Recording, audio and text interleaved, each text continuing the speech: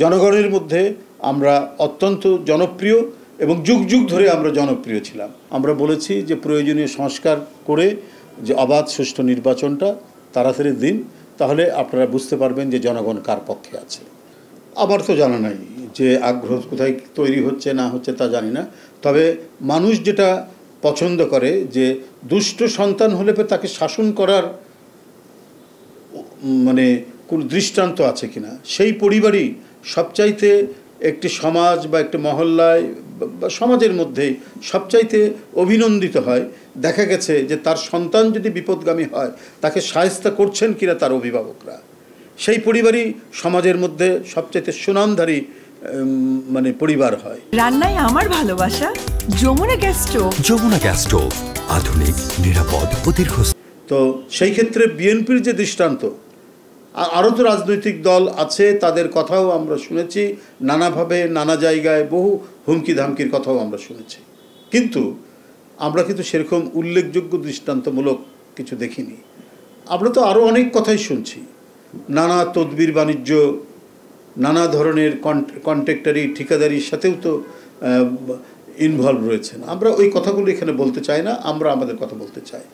এই যে মানে আপনার যে দুষ্ট গরুর চেয়ে শূন্য গোয়াল ভালো একটা বাংলা প্রবাদ আছে, আমরা সেই প্রবাদটাকে অনেক সময় আমরা অনুসরণ করি যে দুই একজন মানে দুষ্টের জন্য, দুই একজন অনৈতিক কর্মকাণ্ডের জন্য দল বদনাম হোক, এটা আমরা কখনো চাই না। এ ব্যাপারে সবসময় কঠোর হস্ত, এবং এই দৃষ্টান্তের কারণেই জনগণের মধ্যে আমরা অত্যন্ত জনপ্রিয় এবং যুগ যুগ ধরে আমরা জনপ্রিয় ছিলাম। সেটা শহীদ রাষ্ট্রপতি জিয়াউর রহমানের সময় থেকে। তাকে যখন ঢাকা বিশ্ববিদ্যালয়ে আক্রমণ করলো রাষ্ট্রপতি, তার সিকিউরিটি সবাই সিদ্ধান্ত চাচ্ছে, সবাইকে শান্ত করে নিজের শরীরে ঢিল খাওয়ার পরও যে ব্যক্তি শান্তিপূর্ণ অবস্থান নিয়ে হেঁটে গিয়ে শিক্ষকদের মধ্যে বক্তৃতা করেছেন, সেই দল তো বিএনপি, এবং সেই দলের যে ঐতিহ্য রয়েছে সেটাই তো ধারণ করে এসেছেন, সেটাই তো বহন করে এসেছে দেশনেত্রী বেগম খালেদা জিয়া এবং ভারপ্রাপ্ত চেয়ারম্যান তারেক রহমান। তো সেই ক্ষেত্রে তৃণমূল থেকে জাতীয় পর্যায় পর্যন্ত আমাদের যে সাংগঠনিক স্ট্রাকচার, হ্যাঁ সেখানে বিপদগামী দুই একজন থাকতে পারে, সেটার বিপদগামীকে আমরা প্রশ্রয় দিচ্ছি শামীম ওসমানের মতো বা নিজাম হাজারির মতো কিনা, সেটা তো আপনাদের দেখতে হবে। সেই প্রশ্রয় তো বিএনপি দেয়নি। এটাই তো বিএনপির গর্ব যে কোনো ধরনের মাফিয়াতন্ত্রের জন্ম দেয়নি। একজন সন্ত্রাসী একজন একটা এলাকায় গডফাদারশিপ চালাবে আর তাকে পার্টি প্যাট্রোনাইজ করবে, এই দৃষ্টান্ত তো বিএনপির নাই বলেই বিএনপি জনপ্রিয়। এখানে আমি কারোর সাথে কম্পেয়ার করতে চাই না। আমরাও দেখছি মানুষের কি বলে যে তারা কিভাবে রেটিংটা করছেন, তারা কি করছেন না করছেন আমরাও জানি।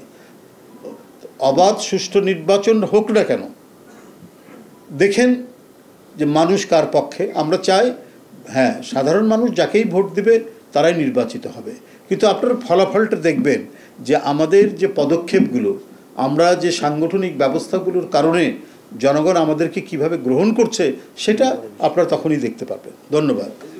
আমাদের অবস্থার এর আগে সুস্পষ্টভাবেই বলেছি, কোনো কিছু ছুঁড়ে ফেলা আর কোনো কিছু করার মধ্যে কিছু নাই, মানে মাটি চাপা দেওয়ার মধ্যে কিছু নাই। সংবিধান হচ্ছে একটি জাতির আত্মজীবনী। সংবিধান সংশোধনের মাধ্যমে ধারাবাহিকভাবে এর মধ্যে অনেক কিছু সংযোজিত হয়, অনেক কিছু বাদ যায়। এটা হচ্ছে মানে গণতান্ত্রিক প্রক্রিয়ায় সংবিধানের ধারাবাহিকতা।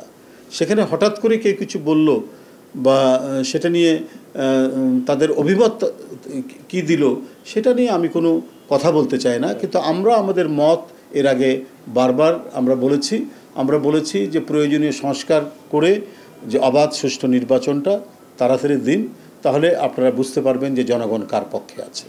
না সেটা আমরা যদি কোথাও দেখতে পাই তখন সেইভাবে যাদের সাথে আসে তাদেরকে আমরা শোকজ করি, তাদেরকে আমরা বলি যে কেন সে রাষ্ট্র যে বহিষ্কৃত লোক সে কেন সেখানে আসবে, সেখানে আসবে। এরকম আমার কাছে তো এখনও জানা নাই। দুই একটা ঘটনা কোথাও হতে পারে দূরে, সব জায়গাতে তো আমরা তার লম্বা হাত দিয়ে ধরতে পারবো না। এখন পঞ্চগড়ে বা বান্দরবনে কিছু হলো, কিন্তু যখন আসে তখন আমরা সেখানে মেসেজ দেই, আমরা সেখানে সেই লোককে বলি যে এই লোক কেন আপনাদের সাথে। তবে এরকম যে কোথাও রিপিটেশন হয়েছে, পুনরাবৃত্তি হয়েছে বা এই ধরনের কোনো দৃষ্টান্ত স্থাপন হচ্ছে আমার জানা নেই। ধন্যবাদ।